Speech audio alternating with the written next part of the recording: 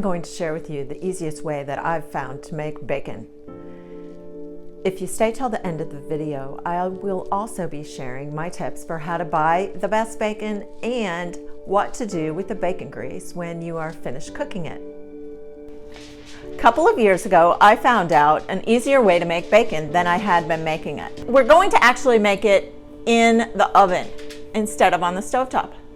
I had always made it on the stovetop before, and now I make it in the oven, and it's easier. It does take a little bit longer, but while the bacon is in the oven cooking, then I can be getting other things ready for breakfast.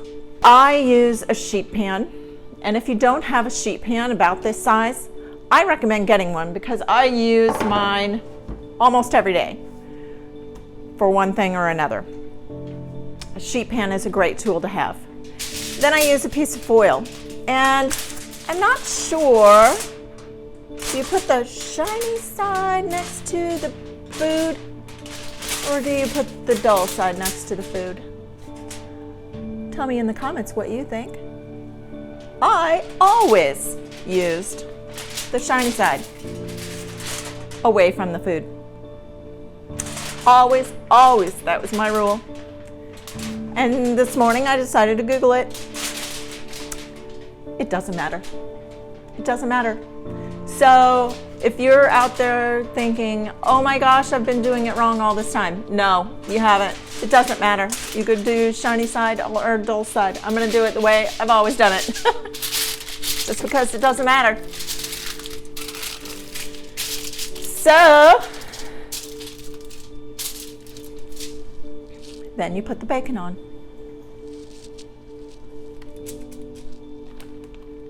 Just make sure it's flat. And I like to alternate the ends, just because a lot of times the shape of the bacon will fit better if you alternate your pieces.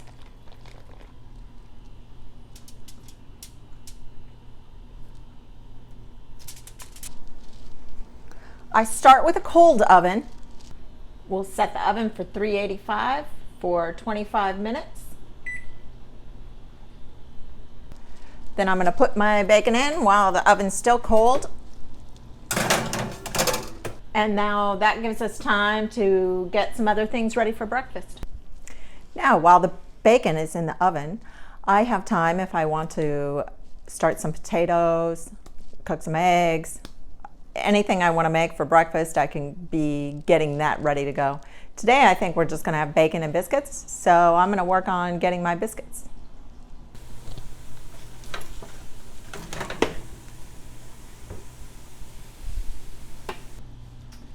Now the bacon's out of the oven. One thing I like to do is move my bacon to a plate that has a paper towel on it, soaks up some of the extra grease. We always like to cook a little extra bacon because we can put it in the fridge, what's left over, and then heat it up in the microwave later for a quick bacon sandwich, or even just a quick bacon and egg in the morning. Instead of having to wait for the bacon to cook, we've got some that's ready to just be heated up and makes a quick meal. You can do your bacon like on a Sunday and then have bacon for the week. Sometimes we even do 2 platters just so that we have some extra bacon to either make sandwiches, or we make bacon pasta. We make some different dishes that take bacon in it. So, and we are ready to eat. Let me know if you've always made your bacon in the oven, or if this is something new to you and it's a new idea and you're going to try it. Let me know in the comments below. Thanks. I want to give you a couple of tips about buying bacon. When we go to the grocery store every single week, we look at the bacon because we're kind of picky about our bacon. And you might be too.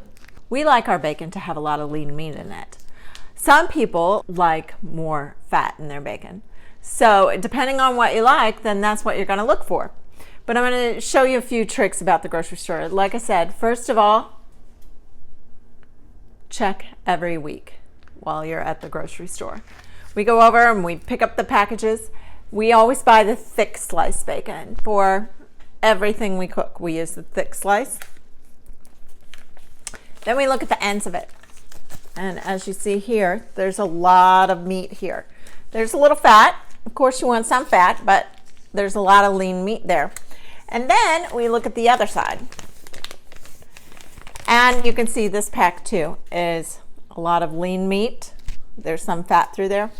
Now, one trick we've found is that sometimes the bacon companies will put really good meat on the ends and then have really bad in the middle. And you can tell by looking at the package. So this is a good example here. This one you can tell most of the meat is from the same cut, but right along here you can see where those slices up at the top here are different than what's along the edge. Now, we still bought this package, and this package is probably fine, but if you see a strip like this at the top and a strip like this at the bottom, you can pretty much guarantee the middle doesn't look like the ends. So I would recommend not buying that package. We look at the bacon every time we go shopping because sometimes we don't see any bacon we want to buy, and sometimes we see multiple packs that look really good. So we just try to keep our bacon stocked in the fridge. Okay, so this right here, you can see this is where the bacon changes. This is what I was showing you earlier in the package. You can see how different this piece is from this piece. So this end has quite a bit more fat than the chunk they had on the end. This is exactly what I was showing you. But I hope it's going to get better as we go along. And bacon's bacon, so. After you've cooked the bacon, you're going to have leftover bacon grease, and that is a good thing. Don't pour it down your sink. It can clog your drains. It'll cool and harden and clog your drains, and that's not something you want. But you can use bacon grease, and so we let it cool, get it into a plastic container, and keep it in the freezer until we're ready to use it. And why would we keep bacon grease? Well, biggest answer is potatoes. When we fry potatoes for breakfast, bacon grease is what we use to fry it in. And we also fry our eggs in bacon grease, and they fry so much better in bacon grease than any other medium. You can also fry a steak using bacon grease, and you do that when you're making your steak inside, and it just gives so much extra flavor to your steak. So make sure you save back some bacon grease, and soon I'll be making some more videos that will show what you can make with your bacon grease, and I'll link them here when I've got them posted up. Subscribe to my channel if you'd like to learn some more cooking tips, shopping tips, and how to make cooking at home more enjoyable for you and your family members.